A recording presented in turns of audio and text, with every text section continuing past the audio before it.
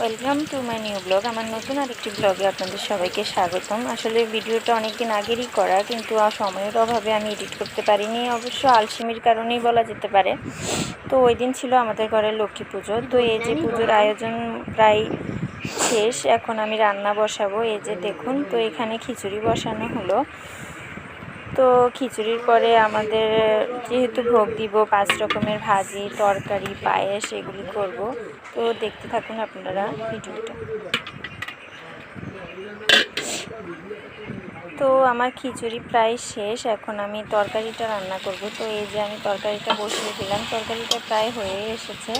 তো তরকারিটা নামিয়ে আমি 5 রকমের ভাজি করব। তো চলুন দেখতে থাকুন।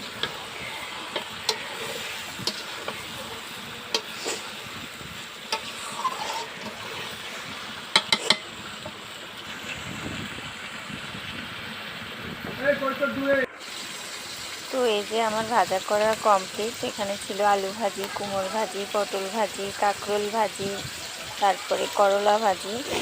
তো ভাজি কমপ্লিট, এখন আমি একটু পটল ভাজি বসাইছিলাম।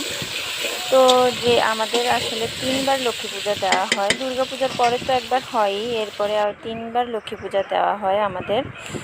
আসলে একটা ভাদ্র মাসে, বৈশাখ মাসে এবং পৌষ মাসে। তো এই যে এখানে আমার রান্না বাড়া কমপ্লিট, এখন আমি ভোগ বাড়বো আর কি। তো ভোগেরও সব কিছু আমি রেডি করে নিছি। তো এই যে দেখুন, এখানে ভাজা, তারপরে পায়েস, চাটনি, তারপরে তরকারি সবই আমার রান্না করা মোটামুটি কমপ্লিট। তো এখানে আমি আবার লেবু কেটে নিছি, ভোগের সব রেডি করে নিছি, থালা বাসন সব। তো এখন আমি ভোগের আয়োজন করব।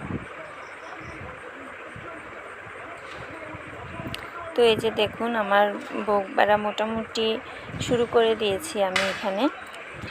তো এখানে আমার শাশুড়ি আবার তাড়া দিচ্ছিল, কারণ বেলা হয়ে গেছে, প্রায় 1-1:30 বেজে গিয়েছিল। তো পুজোকও চলে আসছিল, পুজো বলতে আমার হাজব্যান্ডই পুজো দেবে, তারপরও অনেক বেলা হয়ে গেছিলো। তো এখানে আমি ভোগ বাড়া শুরু করে দিয়েছি। তো দেখুন আপনারা।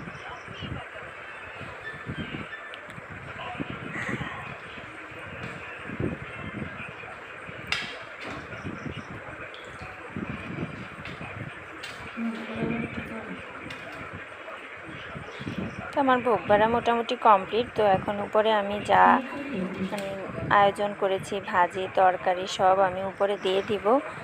তো আসলে আমাদের পুজোতে তো অনেক নিয়ম কানুন আছে, তো সেগুলো তো করতে হয়।